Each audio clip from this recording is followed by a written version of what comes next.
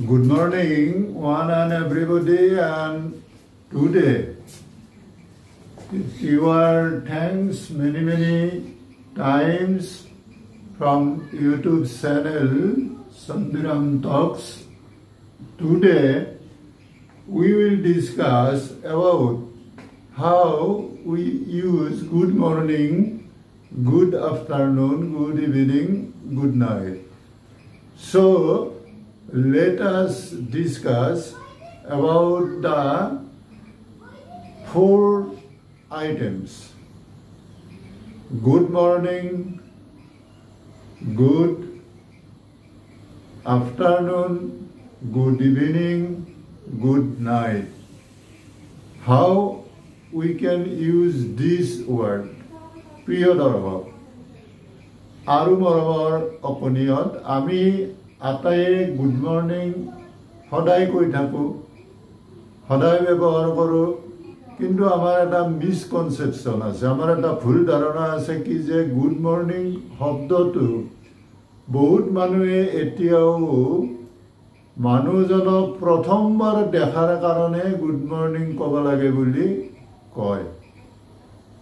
বহুতৰে ধাৰণা যে প্ৰথমে মানুহজনক দেখিলেই গুড মৰ্নিং ক'ব লাগে, হয় ৰাতিপুৱা হওক, নহয় সন্ধিয়া হওক, নহয় ৰাতি হওক।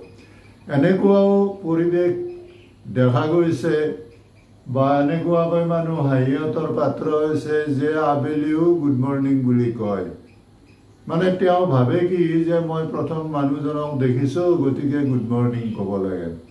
আচলতে এইটো কথা নহয়। এই ভুলটো ভাঙাৰ কাৰণে আমি এটা শৰ্ট ভিডিঅ' আলোচনা কৰিম, শ্বেয়াৰ কৰিম তোমালোকৰ কাৰণে।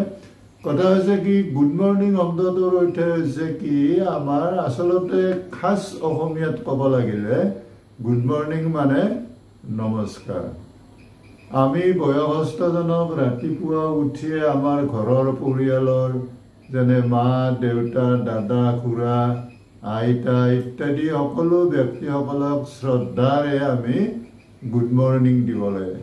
Good morning father, good morning papa, good morning mummy, good morning mother, good morning grandfather বা গুড মৰ্নিং গ্ৰেণ্ডপা, এনেকুৱা ধৰণৰ ব্যৱহাৰ কৰিব লাগে। এইটো গুড মৰ্নিং শব্দটো আমি মানুহজনক প্ৰথমতেই যেতিয়া দেখোঁ তেতিয়াই ব্যৱহাৰ কৰা শব্দ নহয়। এইটো ব্যৱহাৰ কৰিব লাগে ৰাতিপুৱা 6টা বজাৰ পৰা আমাৰ 12টা বজালৈকে। এইটো AM-ত পৰে, AM এণ্টিমেৰিডিয়াম।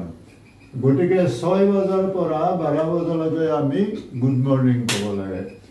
আকৌ 12টা 1 মিনিটৰ পৰা 5টা 59 মিনিটলৈকে আমি গুড আফটাৰনুন ক'ব লাগে। আবেলি গুড আফটাৰনুন, 12টা 1-ৰ পৰা গুড আফটাৰনুন ক'ব লাগে।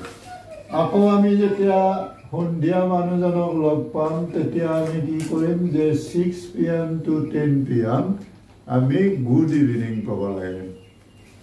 সন্ধিয়া 6টা বজাৰ পৰা ৰাতি 12টা বজাৰ আগলৈকে আমি গুড ইভিনিং ক'ব লাগে। আৰু 10টা বজাৰ পিছত 12 বজালৈকে আমি গুড নাইট ক'ব লাগে। আমি যেতিয়া ৰাতি শুবলৈ যাম, আমি ৰাতি যেতিয়া মানুহৰ পৰা সাক্ষাৎ হ'ম শেষৰ কাৰণে, তেতিয়া আমি ক'ব লাগে কি গুড নাইট 10টা বজাৰ পিছত। গতিকে এই ভুলটো আমাৰ এই যিটো সম্বোধন চেলুটেশ্যন, এইটো এটা হৈছে কি চেলুটেশ্যন। চেলুটেশ্যন মানে সম্বোধন। এইটো মানুহজনক প্ৰথম দেখিলেই যে গুড মৰ্নিং ক'ব লাগে তেনেকুৱা নহয়। এই গুড মৰ্নিং শব্দটো ব্যৱহাৰ হয় ৰাতিপুৱা 6টা বজাৰ পৰা 12টা বজালৈকে, আৰু গুড আফটাৰনুনটো ব্যৱহাৰ হয় 12টা 1-ৰ পৰা 5টা 59লৈকে, আৰু গুড ইভিনিংটো ব্যৱহাৰ কৰা হয় 6টা বজাৰ পৰা 10টা বজালৈকে। গুড নাইট ব্যৱহাৰ কৰা হয় 10টাৰ পিছত 12টালৈকে। গতিকে ছাত্ৰ ছাত্ৰীসকল, তোমালোকে আজিৰ পৰা মনত ৰাখিবা যে good morning good afternoon, good evening আৰু গুড নাইট কেনেকৈ আমি ব্যৱহাৰ কৰিব লাগে। আৰু তাৰপিছত আমি অন্য এটা ভিডিঅ'ত দেখুৱাম যে গুড বাই, বিদায় সম্বৰ্ধনা কেনেকৈ দিব লাগে। ইয়াৰ পিছৰ ভিডিঅ'টোত আমি তোমালোকক দেখুৱাম। ধন্যবাদ।